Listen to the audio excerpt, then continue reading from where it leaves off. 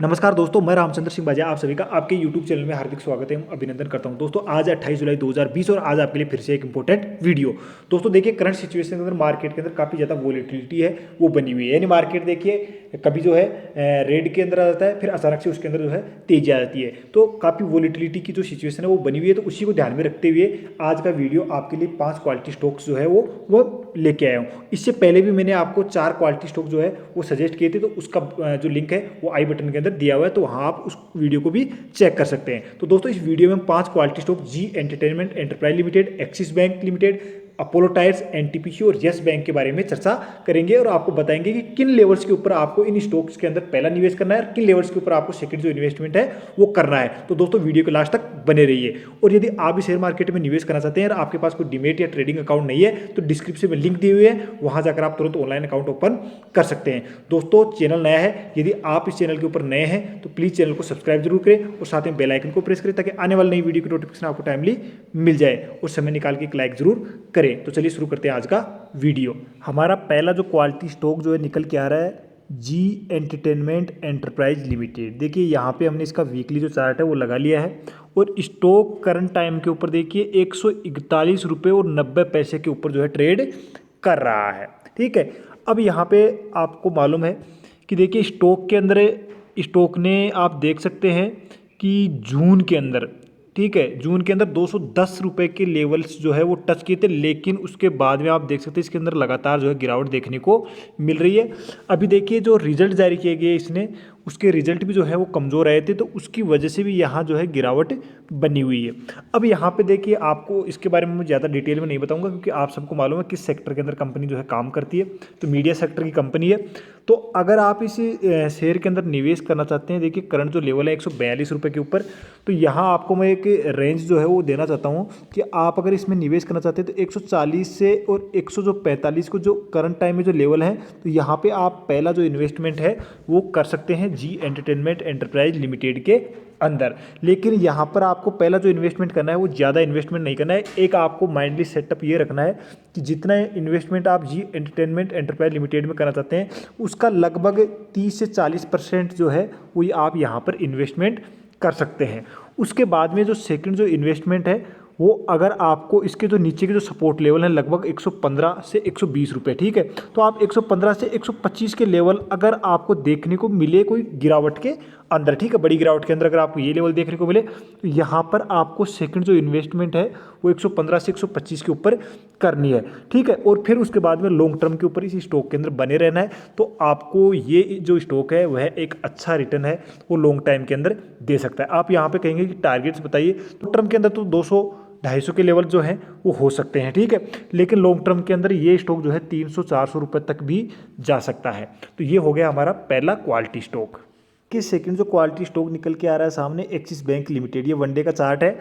Stock current time में 431 रुपये 15 पैसे के ऊपर जो है ट्रेड कर रहा है। आप यहाँ देख सकते हैं कि यहाँ पर इसका एक बहुत अच्छा जो सपोर्ट है वो है 430 रुपये 31 रुपये के पास में एक अच्छा खासा सपोर्ट है, लेकिन आज इसने 425 के लेवल भी जो है टच किए थे।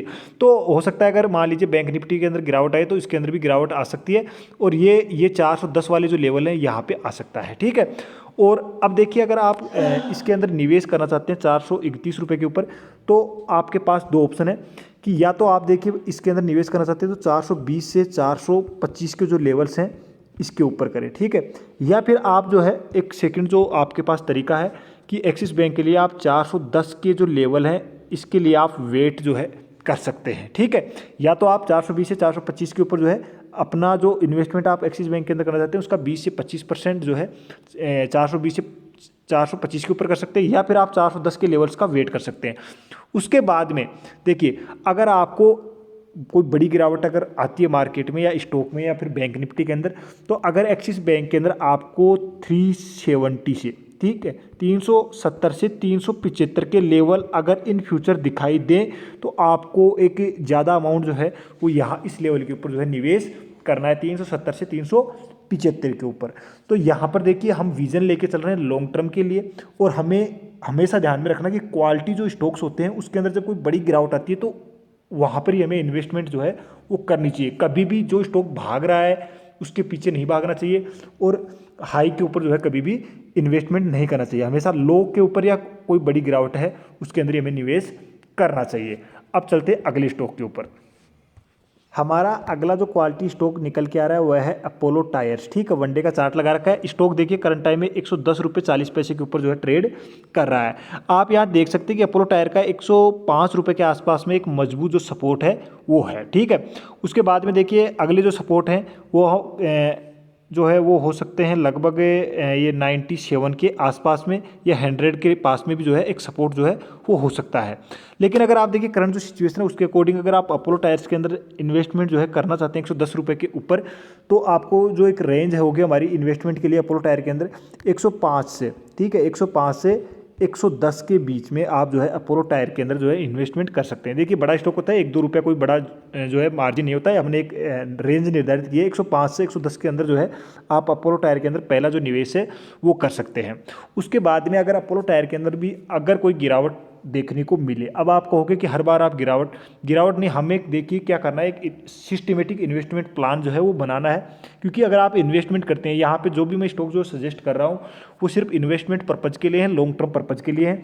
ठीक है, या उसके अंदर आप शॉर्ट टर्म के अंदर भी अच्छा गेन कर सकते हैं, वो डिपेंड करता है आपके ऊपर। ठीक है, लेकिन कहने का मतलब एक इन्वेस्टमेंट जो पर्पज है उसके हिसाब से मैं आपको बता रहा हूँ कि फिर अगर आपको अपोलो टायर के अंदर कोई गिरावट देखने को मिले और अगर अपोलो टायर के अंदर आपको 85 to 90 के लेवल अगर इन फ्यूचर देखने को मिले, तो फिर सेकंड जो इन्वेस्टमेंट है या फिर एक एवरेज जिसको बोलते हैं वो आप 85 से 90 के जो लेवल है वहाँ पर कर सकते हैं अपोलो टायर के अंदर। तो ये भी एक अच्छा स्टॉक है, आपको आने वाले समय में एक अच्छा जो रिटर्न है वो आपको दे सकता है। अब देखिए यहाँ पर बात करते हैं अगले हमारे चौथे क्वालिटी स्टॉक एनटीपीसी के ऊपर। ये वनडे का जो चार्ट है वो लगा रखा है। स्टॉक करंट टाइम के ऊपर आप देख सकते हैं 88 रुपये और 20 पैसे के ऊपर जो है ट्रेड कर रहा है। ठीक है, और आप देख सकते हैं कि यह बिल्कुल अपना जो सपोर्ट जो प्राइस है उसके आसपास में जो है ट्रेड कर रहा है। तो यहाँ आप देख सकते हैं इसका एक सपोर्ट जो प्राइस है वह निकल के आ रहा है लगभग 87 रुपये के आसपास में, ठीक है, या 85 के आसपास में। तो यहाँ पे एक बिल्कुल अपने सपोर्ट प्राइस के ऊपर जो है ट्रेड कर रहा है। तो अगर आप एनटीपीसी के अंदर 88 रुपये 20 पैसे करंट जो प्राइस है उसके ऊपर निवेश करना चाहते हैं, तो पहले जो हमारे निवेश की जो रेंज है एनटीपीसी के अंदर वह होगी 85 से 88 रुपीज़ के ऊपर। ठीक है, तो यहाँ पे आप जो है 85 से 88 के ऊपर जो है एनटीपीसी के अंदर पहला जो निवेश है वो कर सकते हैं। उसके बाद में अगर इसी स्टॉक में भी कोई गिरावट देखने को मिलती है तो हमारी जो अगली जो इन्वेस्टमेंट होगी वो होगी 70 से 75 के लेवल्स के ऊपर। ठीक है, अब देखिए कई बार बहुत सारे लोग क्या करते हैं 88 के ऊपर ले लिया, फिर 87 के ऊपर आ गया, वहाँ पे एवरेज कर लिया। ऐसे नहीं करना है, एवरेज हमेशा जो नेक्स्ट जो सपोर्ट लेवल्स होते हैं उनके आसपास में ही करनी है। 1-8% या 2-4% जो है अप डाउन मार्केट जो है चलता रहता है, तो बिल्कुल 1-8% से जो है आप एवरेज, क्योंकि फिर आप उसी प्राइस के ऊपर जो है फंस जाते हैं। तो आप पहला इन्वेस्टमेंट जो है 85 से 88 के ऊपर कर सकते हैं और जो सेकंड इन्वेस्टमेंट है एनटीपीसी के अंदर वो 70 से 75 के लेवल्स के ऊपर कर सकते हैं। अब बढ़ते हैं अगले स्टॉक के ऊपर। अब यहाँ पर अगला हमारा जो नंबर 5 के ऊपर जो क्वालिटी स्टॉक है वह है यस बैंक लिमिटेड। ठीक है, वनडे का चार्ट है। अब देखिए आप यहाँ पे कहेंगे कि यस बैंक को यहाँ क्वालिटी स्टॉक्स में आपने ले लिया, लेकिन देखिए यस बैंक के अंदर अपॉर्चुनिटी जो है वो मुझे दिख रही है। ठीक है, देखिए आपको एक चीज़ बता देता हूँ कि 11 रुपये और 60 पैसे के ऊपर स्टॉक जो है अभी करंट टाइम के ऊपर ट्रेड कर रहा है। 12 से 13 रुपये के ऊपर इसका एपीओ आया था। एपीओ के अंदर देखिए एंकर जो इन्वेस्टर थे, जो क्वालिफाइड इंस्टीट्यूशन थी, खूब दबा के जो है माल इसके ऊपर उठाया है। 12 रुपये के ऊपर इन्वेस्टमेंट जो है खूब आया है। और देखिए ये फंड रेजिंग भी बिल्कुल सक्सेसफुल जो है कर लिया है यस बैंक। देखिए आरबीआई के अंदर क्या बोल रहा है सभी जो बैंकिंग जो सेक्टर है उनको कि आप बिल्कुल आने वाली जो सिचुएशन है उससे निपटने के लिए टाइमली फंड रेज जो है कर ले, ताकि आपको बाद में कोई परेशानी जो है नहीं हो। तो यस बैंक के लिए पहला प्लस पॉइंट यही है कि बैंकों के अंदर देखिए इसने फंड जो रेज है वो कर लिया है। ठीक है, अब देखिए चाहे कैसी भी सिचुएशन हो, किस प्रकार से भी करे, लेकिन इसने फंड रेज वो कर लिया है। अब देखिए स्टॉक जो है 12 रुपये के ऊपर इसका 12 से 13 के ऊपर एपीओ आया था, तो गिरावट तो होनी ही थी। 28 रुपये के ऊपर था, तो एक मेरा अनुमान था कि इस स्टॉक के अंदर ये गिरकर लगभग 14 रुपये तक आएगा, ऐसा मेरा मानना था। लेकिन देखिए अब होता क्या है कि कई बार आपको मालूम है कि मार्केट के अंदर बहुत कई तरह की जो है गैम्बलिंग जो है वो चलती है। अब देखिए हो सकता है स्टॉक को जानबूझ के गिरा दिया गया है, और जो रिटेल जो इन्वेस्टर हैं वो क्या करते हैं गिरावट के अंदर कि हमें ज़्यादा लॉस ना हो, अपने जो स्टॉक या जो शेयर्स हैं वो कम प्राइस के ऊपर फिर फेंकते हैं। ठीक है, तो उसी का फ़ायदा क्या करते हैं जो बड़े जो इन्वेस्टर हैं वो उठाते हैं और वहाँ से जो है सस्ते के अंदर माल जो है ले लेते हैं और फिर हाई के अंदर बेचते हैं। तो यहाँ पर आपको देखिए पैनिक नहीं होना है। अगर आपने एफपीओ के अंदर 12 रुपये के अंदर आपने एफपीओ लिया है तो बिल्कुल पैनिक नहीं होना है। अगर आपकी हाई के ऊपर भी थोड़ी जो है बाइंग है तो पैनिक नहीं होना है आपको। अगर मान लीजिए किसी ने एफपीओ के अंदर ही पैसा नहीं लगाया और मान लीजिए ऊपर 16 रुपये 17 रुपये के ऊपर अगर आपकी बाइंग है तो बिल्कुल जो करंट जो लेवल है 11 रुपये 70 पैसे यहाँ पे आप एवरेज इसको कर लीजिए। ठीक है, ये मेरी पर्सनल राय है, बाकी आप अपने फाइनेंशियल जो एडवाइजर है उससे सलाह लेके इसके अंदर इन्वेस्टमेंट करें। तो अगर आप येस बैंक के अंदर दोस्तों निवेश अगर पहले आपने देखिए कर रखा है एफपीओ के अंदर तो बहुत अच्छी बात है, लेकिन अगर आपने कोई इन्वेस्टमेंट जो है वो नहीं कर रखा है तो येस बैंक के अंदर आप बिल्कुल 11 से 13 के लेवल्स, ठीक है, यहाँ पर आप इन्वेस्टमेंट जो है वो कर सकते हैं, कहीं कोई दिक्कत नहीं है। आपको मालूम होगा कि जब देखिए एसबीआई ने इसके अंदर स्टेक लिया था तो आपको मालूम है कि उनको भी येस बैंक के जो शेयर जो है वो 10 रुपये के ऊपर दिए गए थे। तो बिल्कुल 10 और 11 के अंदर कोई बहुत ज़्यादा फर्क नहीं है, ठीक है। तो यहाँ पर आप इन्वेस्टमेंट जो है वो कर सकते हैं और स्टॉक देखिए 10 रुपये से नीचे जाने के चांसेस बहुत कम है, यह आपको मैं क्लियर बता देता हूँ। लेकिन देखिए मार्केट है, कोई कुछ नहीं बोल सकता, मैं ये आप इस बात से एग्री भी कर सकते हैं और डिसएग्री भी कर सकते हैं।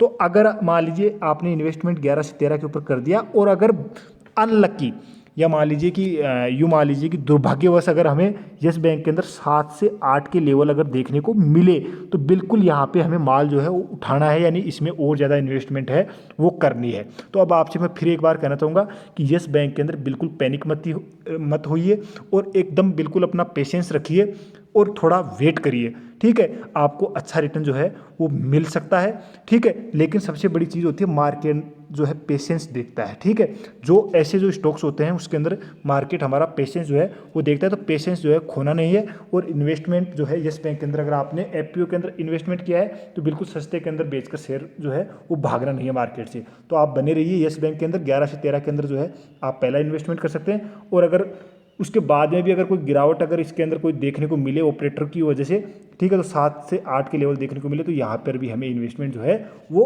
करनी है। तो दोस्तों ये हो गए हमारे आज के 5 क्वालिटी स्टॉक्स।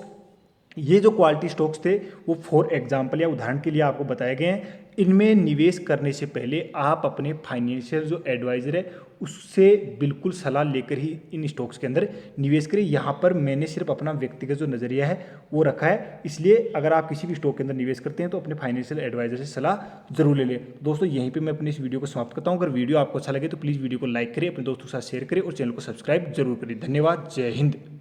वंदे मातरम, वंदे मातरम।